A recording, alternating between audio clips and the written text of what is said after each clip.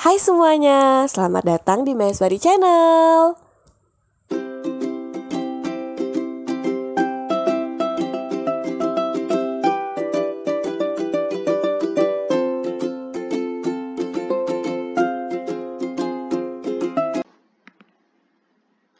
Infeksi pada uterus dan abdomen, yaitu yang pertama ada metritis atau endometritis. Gejalanya, demam lebih dari 38 derajat Celcius dapat disertai menggigil, nyeri perut bawah, lokea berbau dan purulen, nyeri tekan uterus, dan subinvolusi uterus dapat disertai dengan perdarahan pervaginam dan shock. Untuk penanganannya ada yaitu stabilisasi KU dan rujuk. Nah, teman-teman harus melihat kata kuncinya dari setiap kasus infeksi ya. Kalau kasus infeksi pada nipah, hampir rata-rata itu semuanya mengalami demam menggigil. Nah, kemudian kalau metritis atau endometritis, dia itu nyeri perutnya hanya di bagian bawah, teman-teman. Kemudian ada nyeri tekan uterus dan biasanya lokeanya berbau serta disertai perdarahan, seperti itu. Biasanya kan kalau di soal itu akan disebutkan pasien nyeri perut. Nah, kita lihat apakah nyerinya di seluruh perut, apakah hanya di bagian tertentu saja. Kemudian ada lagi clue lainnya yang disebutkan. Jadi nggak semua gejala ini akan muncul di soal. Paling hanya disebutkan 1-2 gejala gitu ya. Oke, kita lanjut. Yang selanjutnya ada peritonitis. Peritonitis, gejalanya ini nyeri seluruh bagian perut, sakit jika dilakukan palpasi abdomen, perut kembung, kadang ada diare, muntah, bising usus negatif, demam menggigil.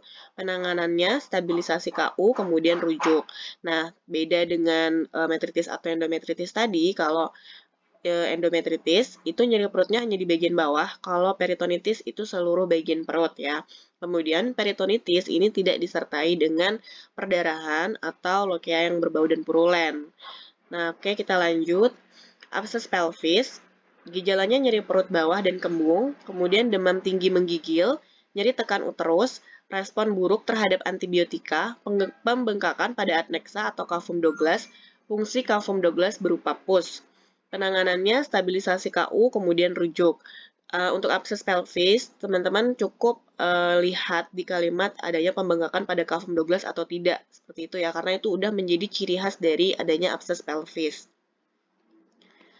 Selanjutnya ada sistitis, yaitu gejalanya gangguan berkemih atau buang air kecil menjadi lebih sering dan tidak bisa ditahan. Terkadang disertai demam dan nyeri saat buang air kecil. Penanganannya stabilisasi KU kemudian rujuk. Untuk sistitis ini paling mudah kita membedakan dari gejala infeksi lainnya karena berkaitan dengan gangguan berkemih. Jadi kalau ada gangguan berkemih itu udah pasti sistitis ya teman-teman. Oke lanjut, infeksi pada luka episiotomi atau luka SC. Diagnosisnya selulitis, gejalanya nyeri dan panas pada luka yang terinfeksi, demam menggigil, nyeri tekan pada bekas luka disertai dengan pengeluaran cairan atau darah, kemerahan di tepi luka. Penanganannya, kompres luka dengan kasa lembab dan minta pasien mengganti kompres sendiri setiap 24 jam. Jaga kebersihan ibu, minta ibu untuk selalu mengenakan baju dan pembalut yang bersih. Jika ada nanah, lakukan rujukan untuk drainase. Nah, kemudian abses luka, kalau abses luka itu adalah lanjutan dari gejala selulitis disertai dengan pengeluaran pus. Kalau selulitisnya saja biasanya tidak disertai dengan pus, tetapi kalau sudah disertai pus itu masuk ke diagnosa abses luka. Untuk penanganan abses luka, stabilisasi KU, kemudian rujuk. Kemudian infeksi pada pembuluh darah vena, yaitu yang pertama ada tromboflebitis, gejalanya demam dan tungkai terlihat kemerahan. Penanganannya stabilisasi KU kemudian rujuk. Kemudian ada pelviotromboflebitis. Gejalanya yaitu gejala abses pelvis disertai dengan gejala tromboflebitis. Jadi lanjutan dari abses pelvis dan tromboflebitis. Kalau abses pelvis tadi yang ditandai dengan adanya nyeri perut, kemudian cavum Douglas terjadi pembengkakan dan biasanya terisi dengan pus.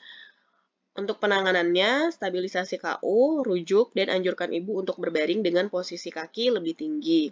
Nah, itu tadi jenis-jenis infeksi masa nifas ya, teman-teman. Itu teorinya. Sekarang kita masuk ke pembahasan soalnya. Nomor 1, seorang perempuan berusia 40 tahun, P4A1, postpartum 3 minggu, datang ke BPM dengan keluhan demam tinggi menggigil, nyeri bagian perut bawah, kembung, hasil pemeriksaan, tekanan darah 110/80 mm hidrogirum, nadi 100 kali per menit, kemudian pernafasan 25 kali per menit, suhu 39 derajat Celcius, dan pada pemeriksaan dalam, kafum Douglas menonjol dan fungsi kafum Douglas berisi pus. Apakah diagnosa pada kasus di atas? A. Metritis, B. Peritonitis, C. Abses pelvik, D. Mastitis, E. Selulitis.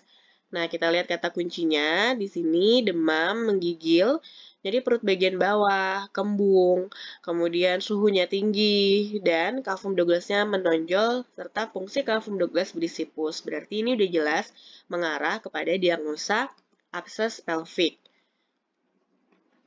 Nomor 2, seorang perempuan berusia 35 tahun, P3A0, postpartum 2 minggu, datang ke BPM dengan keluhan demam menggigil, nyeri perut bagian bawah, lokea berbau, dan mengeluarkan nanah. Hasil pemeriksaan, tekanan darah 100 per 80 mm hidrogirum, nadi 110 kali per menit, pernafasan 25 kali per menit, suhu 38,5 derajat Celcius, dan terdapat nyeri tekan uterus. Apakah diagnosa pada kasus di atas? A. Metritis, B. Peritonitis, C. Abses pelvik, D. Mastitis, E. Selulitis. Nah, kita lihat di sini keluhnya ibunya mengalami demam menggigil, nyeri perutnya hanya di bagian bawah, disertai dengan lokea yang berbau dan mengeluarkan nanah, dan ada nyeri tekan uterus. Nah, ini gejalanya ini mengarah kepada kejadian yang metritis ya teman-teman. Kalau peritonitis tadi, dia itu biasanya nyeri perutnya di seluruh bagian perut. Kemudian tanda gejalanya itu tidak disertai dengan lokea yang berbau. Kemudian untuk abses pelvik ditandai dengan kafum Douglas yang menonjol. Di sini tidak disebutkan. Kalau mastitis ini masalah pada payudara. Kemudian selulitis juga ini kurang tepat ya. Jadi nomor 2 udah jelas jawabannya yaitu yang A, metritis. Nomor 3, seorang perempuan berusia 35 tahun, P3A1, postpartum 2 minggu, datang ke BPM dengan keluhan demam menggigil, mual muntah, nyeri bagian perut bawah, hasil pemeriksaan tekanan darah 100 per 80 mm hidrogirum, nadi 110 kali per menit, pernafasan 24 kali per menit, suhu 39,5 derajat Celcius, dan bising usus negatif. Apakah diagnosa pada kasus di atas? A. Metritis, B. Peritonitis, C. Abses pelvik, D. Mastitis, E. Selulitis. Nah, di sini kata kuncinya ibunya mengalami demam menggigil, ada mual muntah, nyeri perut bagian bawah, dan suhunya tinggi 39,5 serta bising usus negatif. Nah, kalau bising usus negatif tadi sudah disebutkan di awal itu adalah gejala yang mengarah kepada diagnosa peritonitis. Jadi nomor 3 jawabannya yaitu yang B. Lanjut nomor 4, seorang perempuan berusia 38 tahun, P3A0, postpartum 4 minggu, datang ke BPM dengan keluhan nyeri perut, disuria, frekuensi dan urgensi miksi meningkat. Hasil pemeriksaan tanda-tanda vital dalam batas normal. Apakah diagnosa pada kasus di atas? A. Metritis, B. Peritonitis, C. Abses pelvik, D. Mastitis, E. Sistitis. Nah, ini kata kuncinya udah jelas. Dia berkaitan dengan gangguan berkemih. Ada disuria, kemudian frekuensi dan urgensi miksinya meningkat. Jadi kalau yang berkaitan dengan gangguan berkemih, udah jelas jawabannya adalah yang E. Sistitis. Oke, kita lanjut ke soal terakhir ya teman-teman.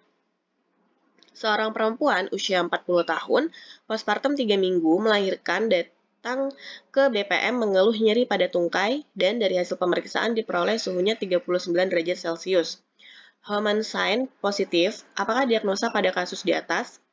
A. Infeksi nifas, B. Parametritis, C. Tromboflebitis, D. Peritonitis, E. Endometritis. Nah, kata kuncinya di sini yaitu nyeri pada tungkai, suhunya juga tinggi 39 serta ada Homan sign positif. Ini udah jelas kalau berkaitan dengan nyeri pada tungkai ada tanda Homan sign itu berarti adalah tromboflebitis. Nah, oke teman-teman, itu tadi pembahasan teori tentang infeksi nifas dan 5 latihan soal tentang infeksi nifas. Semoga bisa bermanfaat untuk teman-teman semua dan terima kasih yang udah nonton sampai akhir.